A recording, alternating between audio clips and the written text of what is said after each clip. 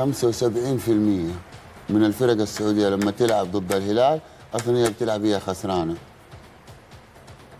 انا اتحمل تبعت كلامي. 75% من الفرق اللي في الدوري السعودي يلعبوا مع الهلال وهم خسرانين مقدما من قبل المباراه بيوم. نفسيا؟ ها؟ نفسيا. ايوه نفسيا. يعني تتكلم على الخوف. ايوه نفسيا انا اقول لك بس ولا تقول لي مين ومين بدون تسميه. 75% ترى هذه يلعبوا ضد الهلال. ليش يا كابتن؟ حلو. عشان لما يلعب ضد الهلال يبقى يخسر اقل خساره.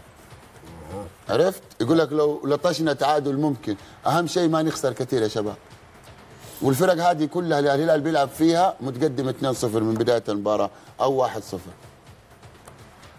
انا اتحمل كلامي. انت تتكلم على الشخصيه والهيبه، صح ولا انا غلطان؟ صح. لكن للاسف اللي يشوف غلط ويسكت ما يصحش يقعد في وسطيني ولا يعمل راسه براسنا. نتكلم ولا ما نتكلمش؟